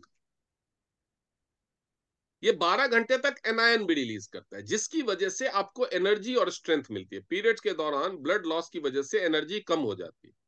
एनर्जी कम होने की वजह से चिड़चिड़ापन भी होता है और दर्द ज्यादा एहसास होता है। तो ये जो एनायन है वो दर्द कम नहीं करेगा, दर्द का एहसास कम कर देगा, क्योंकि आपके शरीर में स्ट्रेंथ बढ़ जाएगी। मजबूत आदमी, अगर आप मजबूत हो जाए तो दर्द कम होगा। थकान और दर्द जो पीरियड के दौरान होता है, कोई काम करने का मन नहीं करता, वो एहसास नहीं होगा। तो उसका डेमो बिल्कुल वैसे ही होगा। चिप का डेमो, ताकत का डेमो हम कर सकते हैं कि इससे कैसे ताकत बढ़ जाती है 2 मिनट में ही, 2 मिनट में ही कैसे स्ट्रेंथ बढ़ जाती है, उसका डेमो हम करेंगे। वैसे ही करेंगे जैसे ब्रेसलेट का करते हैं। तो ब्रेसलेट का जब वीडियो आपके पास आ जाएगा तो वो डेमो भी आप सीख जाएंगे। इसके अलावा हर पैड के पैकेट में एक इन्फेक्शन टेस्ट किट आता है। ये है पीरियड्स इन्फेक्शन, प्राइवेट पार्ट का इन्फेक्शन टेस्ट किट। इसको खोल के दिखाएंगे मैडम। इसमें एक बड होता है और इसके अलावा एक टेस्टिंग स्ट्रिप होता है और उसके अलावा एक मैचिंग स्ट्रिप होता है। ये इसमें बड है, एक टेस्टिंग स्ट्रिप है जिसपे एक येलो कलर का पैच बना होता है, और एक मैचिंग स्ट्रिप है जिसपे डिफरेंट डिफरेंट कलर बने होते हैं, लाइट कलर येलो से शुरू होकर के डार्क ग्रीन कलर। आपको क्या करना है, पीरियड के 2 दिन के बाद इस बड को वेजाइनल फ्लूइड में गीला करना है, और उस येलो वाला जो टेस्टिंग स्ट्रिप पे जो येलो पिच बना हुआ उसको गीला करना है, येलो चिप को। गीला करने के बाद कुछ सेकेंड्स के बाद अगर इन्फेक्शन है तो कलर चेंज होगा और कलर डार्क हो जाएगा। अगर इन्फेक्शन नहीं है तो लाइट कलर है। तो आप हर महीने एक महिला अपना इन्फेक्शन टेस्ट कर सकती है। नीचे के जो 3 लाइट कलर है वो आए हैं तो इसका मतलब इन्फेक्शन नहीं है, ना के बराबर है, तो कोई घबराने की बात नहीं है। अगर ऊपर के 3 डार्क कलर आएंगे तो इसका मतलब इन्फेक्शन है। तो प्राइमरी लेवल के इन्फेक्शन के इलाज के लिए आपको डॉक्टर के पास जाने की जरूरत नहीं है। किसी भी तरह का इन्फेक्शन, व्हाइट डिस्चार्ज वगैरह होता हो तो एरीज कंपनी इसी तरह के चिप के साथ एक पैंटी लाइनर भी बनाती है। नॉर्मली उसी के इस्तेमाल से आप 15 दिन पैंटी लाइनर इस्तेमाल करें। पैंटी लाइनर के पैकेट में भी एक टेस्टिंग किट होता है, उससे फिर टेस्ट करें। अगर फिर भी वो लाइट नहीं हुआ है तो आपको डॉक्टर से दिखाने की जरूरत है। तो ये पैंटी लाइनर भी आप एक पैकेट रखेंगे अपने साथ और उनको दिखा देंगे कि ये डेली यूज पैंटी लाइनर्स है। ये छोटा साइज में आता है, ये नॉन पीरियड डेज में पहनने के लिए है। इसमें एब्जॉर्प्शन कैपेसिटी कम होती है, जो थोड़ा बहुत डिस्चार्ज होता है उसको एब्जॉर्ब कर लेगा, लेकिन ये आपको ड्राई रखता है, फ्रेश रखता है, और ये एक्टिव ऑक्सीजन और एनायन चिप उसमें भी होता है। तो ये आपको इन्फेक्शन या बैक्टीरिया से बचा के रखेगा। यूटीआई, जैसे महिलाएं बाहर जाती है, बाहर का टॉयलेट यूज करती है, उन सबसे जो यूटीआई हो जाता है, या अपने कपड़े बाहर डालने के लिए धूप में डाले अंडरगारमेंट्स, उस पर धूल मिट्टी गिरी या कोई चिड़िया बैठ गई, उस सबसे जो इन्फेक्शन हो जाता है, या अंडरगारमेंट्स अलमारी में रखे रहते हैं अंधेरे कोने में, उससे जो उसमें बैक्टीरिया हो जाता है, तो उस सबसे जो होने वाला इन्फेक्शन है, जो प्राइवेट पार्ट के जितने भी इन्फेक्शन होते हैं उन सबसे ही आपको बचा के रखता है। Itching, rashes, white discharge, yellow discharge, ये सबको ठीक करता है। इवन जो लोअर लेवल का यूट्रस में सिस्ट, फाइब्रॉइड या पीरियड्स की समस्या होती है उन सबको भी ये ठीक करने लगता है, उन सब में भी ये फायदा पहुंचाता है। तो ये नॉन पीरियड्स डेज में पहुंचने के लिए, और आप चाहते हैं कि आपका गायनी हेल्थ एकदम सटीक रहे, तो ये आपको जरूर इस्तेमाल करना चाहिए। तो ये हो गया पैड और पैंटी लाइनर्स के बारे में। और आज टाइम इतना ले लिया हमने कि हम दूसरी चीजों का डेमो तो आज कर नहीं पाएंगे, तो हम कल करेंगे बाकी चीजों का, क्योंकि आज भूमिका बांधने में और सारा कुछ दिखाने में कि क्या क्या प्रिपरेशन होना चाहिए, ये सब में बहुत टाइम लग गया कि डेमो का इनविटेशन कैसे करना है। तो बाकी चीजों का डेमो हम कल देखेंगे। तो मैं चाहूंगा कि आप सब लोग एक बार जोरदार तालियां बजा दीजिए सविता मैम के लिए। बड़ी मेहनत से उन्होंने कैमरा इधर उधर, इतनी जिंदगी, इतना इतना तो उन्होंने अपने शादी के शादी फोटोग्राफी में मेहनत नहीं की होगी जितना मैंने आज उनसे सर्कस करवा लिया। ठीक है, यस, बहुत बढ़िया, बहुत बढ़िया। Thank you so much. Excellent ma'am. ठीक है। तो बेहतर जो मैंने आपको बोला है ये वीडियो मैं शेयर करूंगा। आज मैं वीडियो को पहले अच्छे से सेव कर लेता हूं। 1 मिनट, रिकॉर्डिंग है।